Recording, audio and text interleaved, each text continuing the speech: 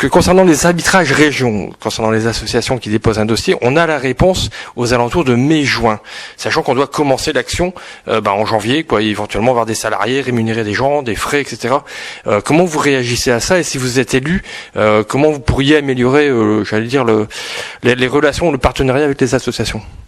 Quand je parlais de projets humanistes ou de regard plus humain sur les personnes, ou par rapport à la question que vous posez par rapport aux associations, c'est aussi par rapport à ce type de questions. C'est-à-dire que notre rôle d'élu, c'est de faire en sorte que le regard qu'on pose sur tous les projets, ce soit véritablement un projet humain, c'est ça le projet humaniste. Ça ne veut pas dire qu'on ne fait pas des choix budgétaires. Mais que on permet aux personnes de travailler dans la durée avec une certaine lisibilité.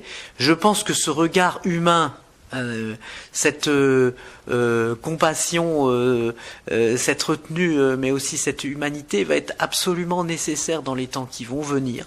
Parce que la question de la dette, la question des budgets publics qui ne vont pas être en progression, ça va exiger de notre part beaucoup de pédagogie et beaucoup de dialogue pour faire en sorte que les structures partenaires, parce qu'il y en aura, les associations ou d'autres structures, aient une lisibilité.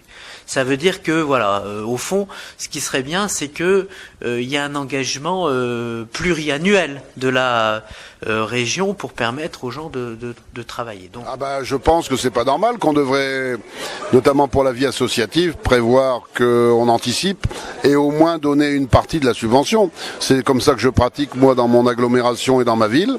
C'est-à-dire que les associations, parce qu'évidemment, il y a le rythme administratif légal qui est très long, on travaille en année civile, mais à la ville de Saint-Amand, pas mal d'associations qui ont des besoins, je pense à des associations sportives, ont une partie de la subvention dès le mois de décembre, novembre-décembre, et le reste en juin.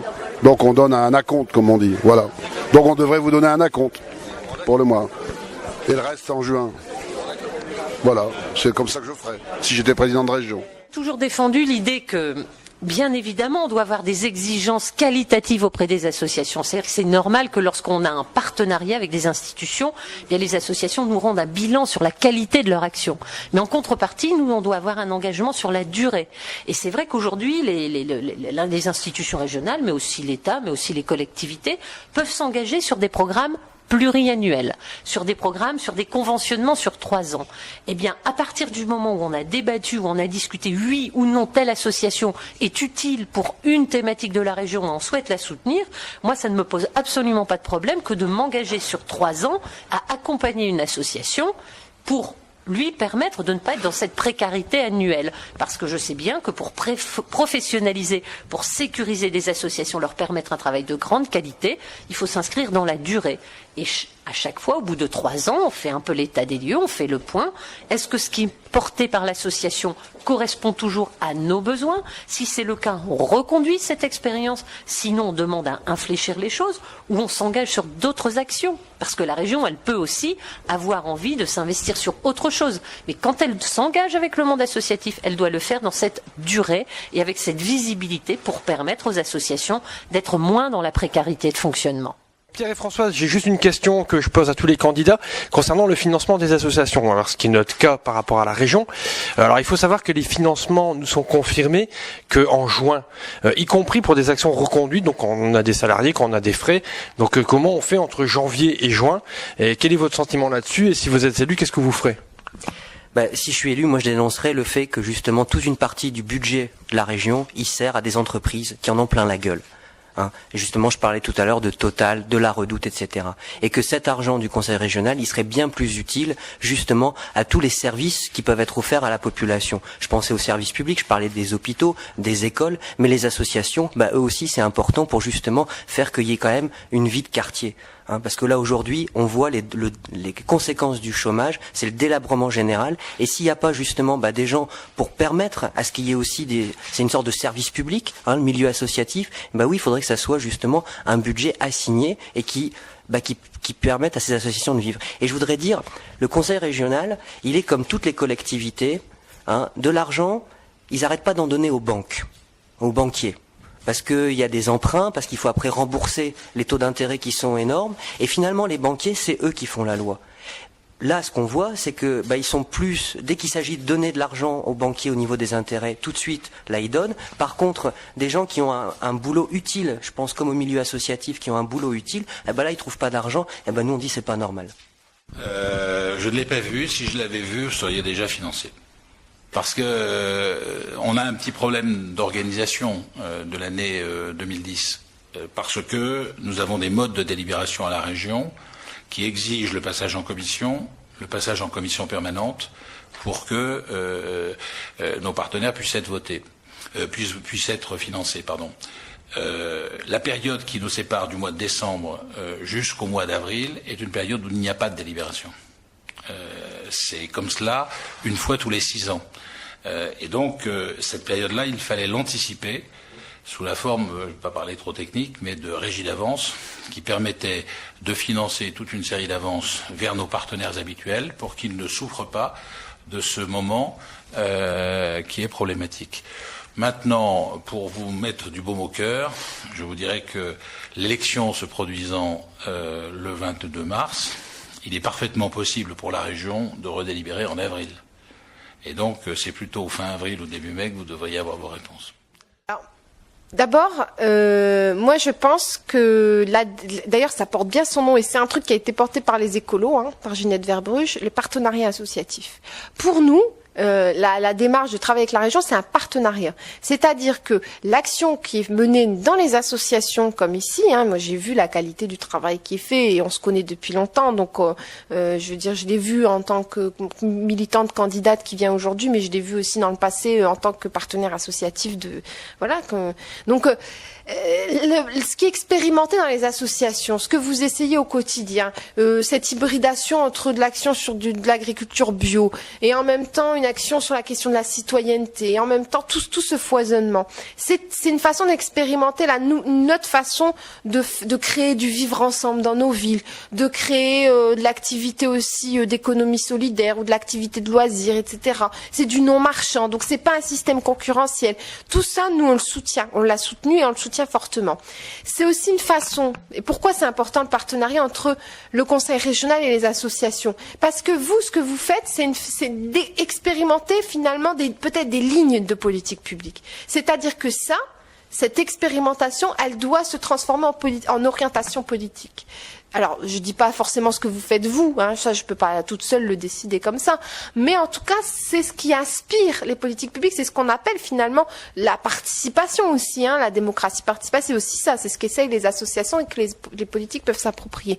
Alors évidemment, pour moi, c'est la façon, quand il y a de l'initiative du projet, c'est quand c'est vivant, c'est là-dessus qu'on peut bâtir des sociétés de demain. Donc bien sûr qu'il faut soutenir ce genre d'initiative.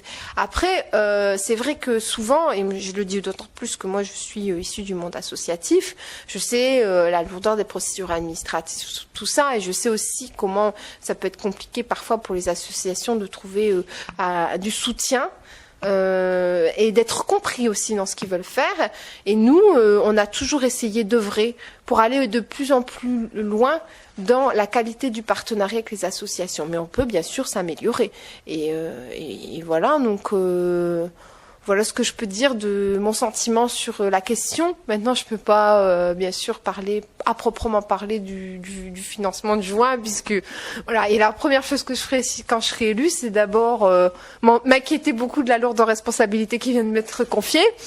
Et ensuite, je pense, selon les responsabilités que j'aurai, c'est d'essayer au maximum de co-construire avec les acteurs. Voilà, pour moi c'est l'essentiel, faire avec. Alors, j'ai envie de vous donner des réponses très opérationnelles et j'ai envie de vous demander, je vous demande d'y croire. C'est-à-dire que c'est sous l'impulsion des Verts qu'a été déposé un amendement d'1 million d'euros pour le soutien aux associations qui étaient malmenées par les désengagements de l'État et qui donc permettait de considérer qu'au moment où il y avait un plan de relance sur les entreprises, il y avait aussi un plan d'action sur les associations. Ça, c'est concret, ça s'est fait il y a 1 an. C'est aussi sous l'impulsion des Verts que s'est construite une charte entre le Conseil régional et les associations pour les reconnaître dans leur, dans leur légitimité à être impertinente et à être dans le paysage de l'action du quotidien, de l'action citoyenne. Et c'est ce que vous faites, vous, au quotidien. Et avec un travail sur la formation des bénévoles et aussi avec un travail sur le conventionnement. Pardonnez-moi, mais c'est la période. Le conventionnement, ça veut dire que quand une association a un projet reconnu par le conseil régional sur plusieurs années, à ce moment-là, dès le mois de janvier, dans ce qu'on appelle les acomptes du budget, une association perçoit 50% de son budget de l'année.